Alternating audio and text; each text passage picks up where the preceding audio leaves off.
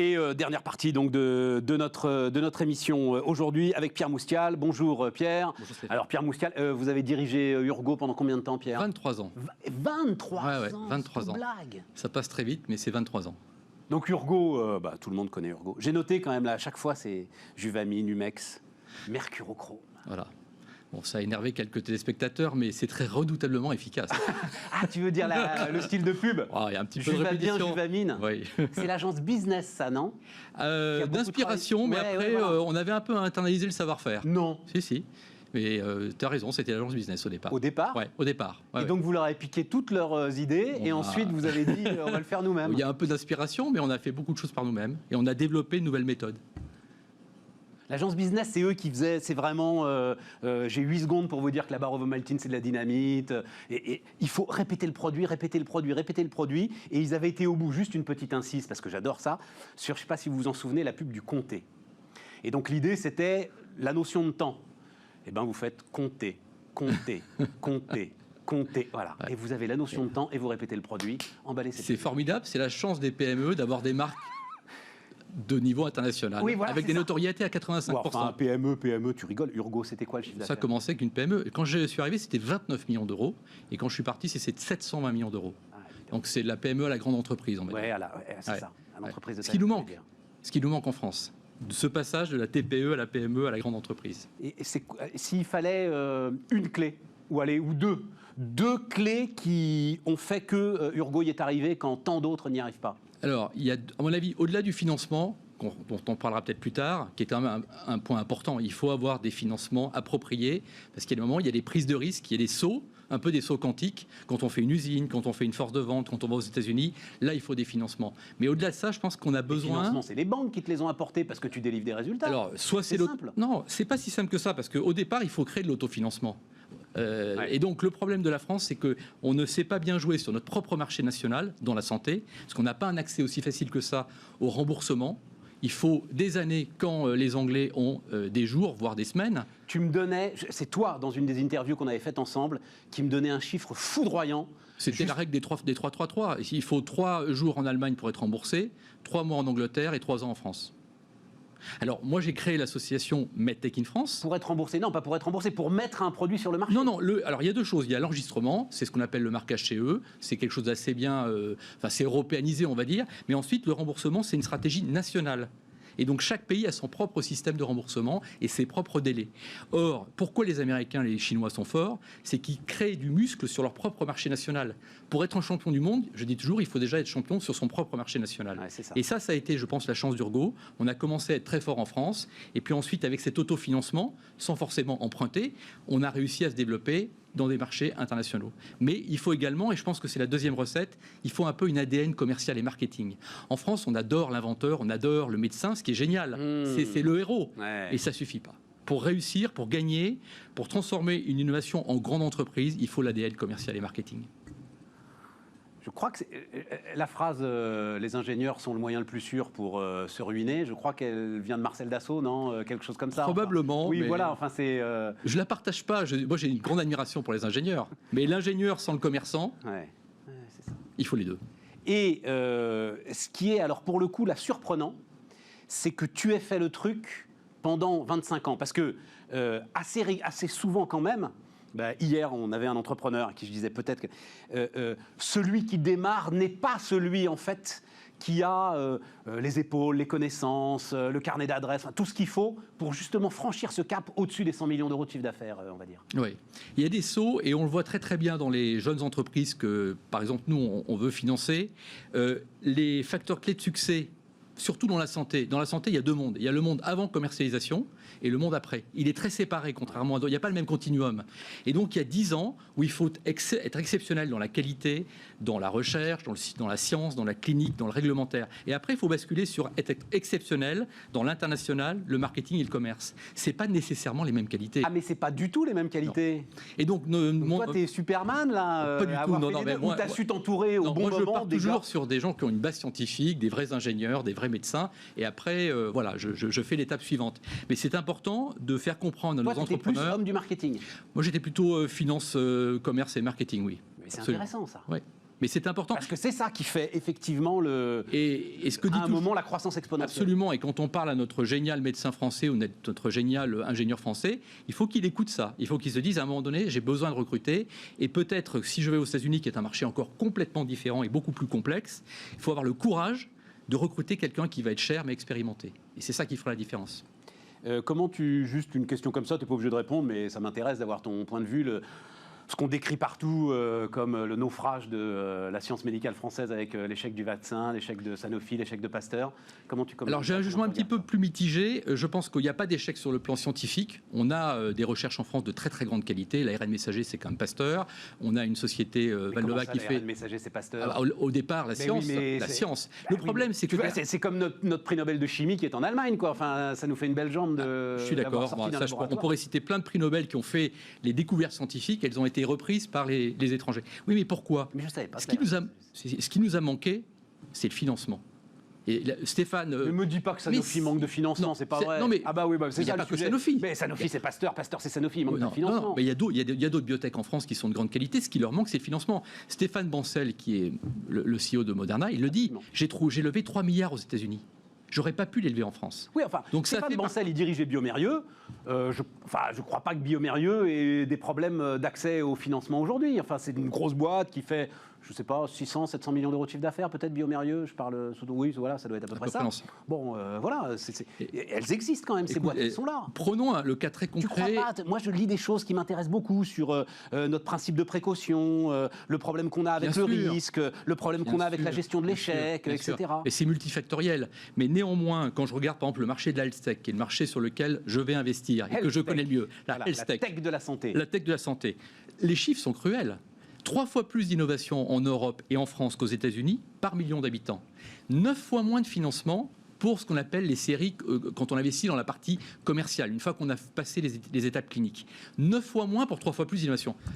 Comme disent les Américains, the math don't work. Ouais. Il y a un vrai problème. Ouais. Or, aujourd'hui, ces entreprises, qu'est-ce qu'elles font ? Ou elles s'introduisent en bourse, mais le marché n'est pas assez liquide. J'aime bien en bourse, parce que c'est un peu ça aussi. C'est un peu l'image. Oui, c'est bien. Il n'y a jamais de lapsus par hasard. C'est bien. Ou alors, elles se vendent trop rapidement au premier Chinois, au premier Américain qui passe. Ça, c'est à cause de la fragmentation du marché européen. C'est parce que tu dois déposer, j'imagine, 28 demandes d'autorisation de mise sur le marché pour avoir une échelle européenne sur ton procédé, même si c'est un procédé technique. Il y a de ça, mais il y a aussi des entreprises qui n'arrivent pas à lever de l'argent et qui donc vont en bourse trop rapidement, avec trop peu de chiffre d'affaires, donc pas assez de prévisibilité, et des cours de bourse qui yoyotent au moins d'accident. Ouais. Et donc aujourd'hui, il y a un manque de capital privé, ce que j'appelle le trou dans la raquette, entre ce qu'on appelle le early stage, donc les premières étapes où il y a de l'argent en France, le crédit impôt recherche, on trouve des fonds quand on fait du développement clinique en France, jusqu'à un certain stade, où il y a de l'argent quand les sociétés sont très mûres, quand elles sont rentables. Il n'y a personne, quand il faut prendre le risque commercial, on est encore en perte, on investit fortement. Truffle capital. Pour développer. Ça, c'est de l'early stage. C'est de l'early stage. Ouais. Là où vraiment il y a un manque, c'est la société qui fait 10 millions de chiffre d'affaires, croissance de 100%, des pertes parce qu'elle finance son développement, elle finance son usine, personne. C'est là qu'il faut investir, parce que là, c'est la vallée de la mort. Et donc, c'est là que débarque. Et donc, juste pour refermer la parenthèse Sanofi, Pasteur, etc. et tout, pour toi, il y a pas, on va en parler justement, l'Oxera Capital Partners est là pour ça, à part les financements, il n'y a pas besoin d'une forme de remise en cause sur la façon dont aujourd'hui le pays a du mal à gérer la science, à gérer le progrès, à gérer, j'en sais rien, moi, enfin, on a les faucheurs d'OGM, on a le refus de la 5G, enfin, on a tout ça quand même. Il y a tout ça, mais je crois beaucoup à ce que j'appelle l'effet Spoutnik. C'est quand les Américains ont vu que les Soviétiques avaient pris de l'avance, ils se sont énervés. Ouais, et les Français, on marche beaucoup par effet Spoutnik. C'est bien ça. Donc il y aura ça, je reste extrêmement positif parce que je vois arriver un stock d'innovation dans la health tech en particulier, celle dans laquelle je vais investir. Le digital en France est exceptionnel. Tout à l'heure, il y avait un invité qui parlait de robotique. Mais la robotique chirurgicale française, elle est exceptionnelle. On a plein d'entreprises qui ont un potentiel gigantesque. Robocad, Surgivisio, MedTech qui a été vendu quelques années. Bertin Naoum va venir nous voir la semaine prochaine, je crois. Voilà. Donc, on a des filières qu'on peut construire, mais il faut les financer et c'est maintenant. J'aime bien ton idée de Spoutnik, là. Effectivement, quand il y a eu, c'était historiquement le bip, bip, bip, voilà, qui a... Ça a déclenché... C'est amené les Américains sur la Lune. Sur la Lune, c'est exactement ça. Ouais. Bon, alors donc, et c'est pour ça que l'Oxera Capital Partners, donc, que tu diriges maintenant, tu as quitté la tête d'Urgo il y a combien de temps? Il y a un an. Il y a un an. Pile. Et donc là, alors, tu dis, on a levé 100 millions d'euros en moins de 6 mois. Je dois te dire, j'ai aucune notion. C'est bien de lever 100 millions d'euros. Oui, c'est très bien. Notre objectif, c'était de lever 75 millions d'euros. Alors, il ne faut pas se cacher la vérité. Pendant le confinement, il y a des investisseurs qui ont pris un peu peur parce qu'ils voyaient des pertes en bourse et donc ça a un peu fragilisé. Mais d'un autre côté, il y a des gens qui ont vu le potentiel. Voilà, aujourd'hui, le Covid a révélé qu'il y avait un besoin de transformation de l'hôpital et des systèmes de soins. Moi, je dis toujours, il ne faut pas soigner que les malades, il va falloir soigner les systèmes de santé. Et là, on l'a vu, on l'a pris en pleine figure. Et donc, on voit bien aujourd'hui une opportunité fantastique de créer de l'efficience dans les hôpitaux, dans les parcours de soins, dans l'accompagnement des clients. Le modèle de la Big Pharma et du Blockbuster, c'est terminé. Il y aura toujours Big Pharma et Blockbuster. Mais aujourd'hui, il y a besoin d'accompagnement.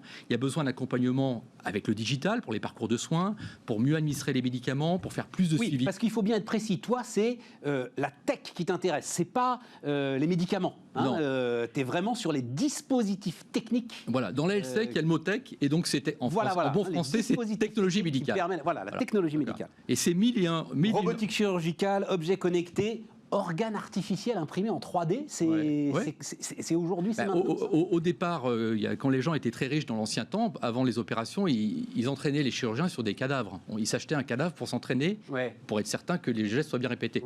Aujourd'hui, on a un tout petit peu évolué quand même. Et donc, on est capable de reconstituer des organes pour faire ou de l'entraînement académique, de la formation, ou bien également pour préparer une opération un peu compliquée. Ah oui, d'accord, mais pas pour nous les mettre dans le corps encore aujourd'hui. Pas encore. Il y a Carmat qui est capable de faire des choses fantastiques. Oui, on ne remplace pas encore tous les organes, mais ça viendra.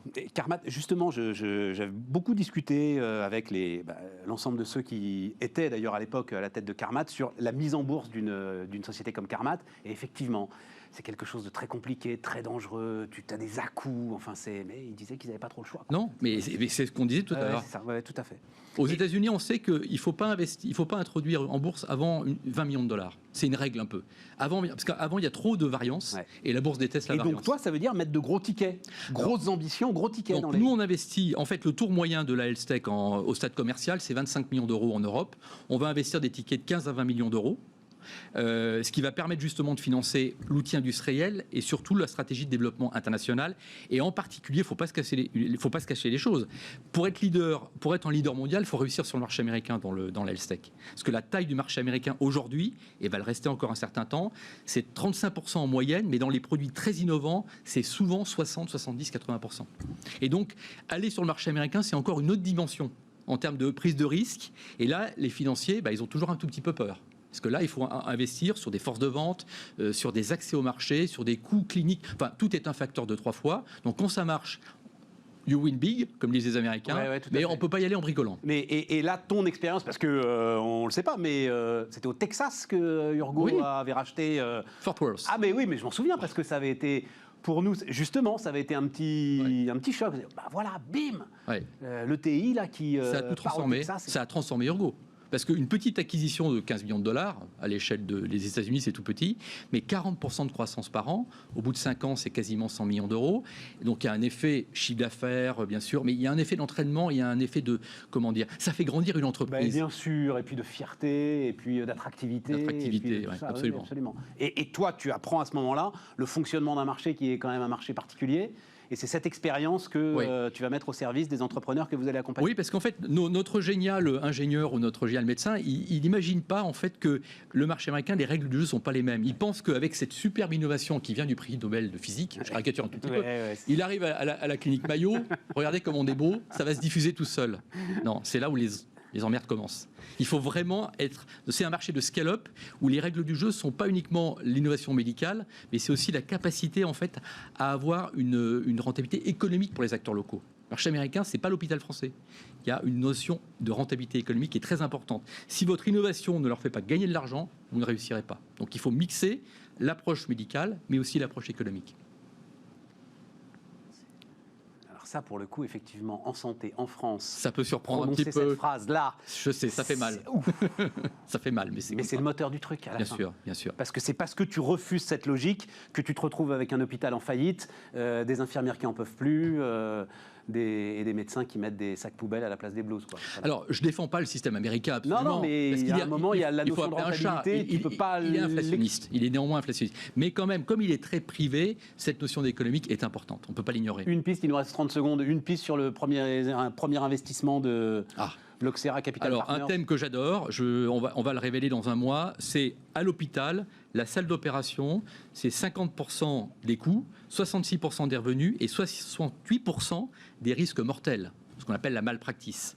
Eh bien, aujourd'hui, il y a des sociétés qui sont capables de donner de l'efficience dans ces salles d'opération, avec de l'image, avec des données, et qui permettent finalement d'accompagner le chirurgien à faire de meilleurs gestes, un peu comme il y a une boîte noire dans un avion. Aujourd'hui, on ne monterait pas dans un avion s'il n'y a pas une boîte noire. Le simulateur. Exactement. Et ça, c'est un élément qu'on trouve absolument très porteur, et on pense que ça va transformer l'hôpital qui a des besoins d'efficience absolument colossales. Pierre Moustial était notre dernier invité du jour, l'Oxera Capital Partners. Les amis, on se retrouve demain sur Bismart.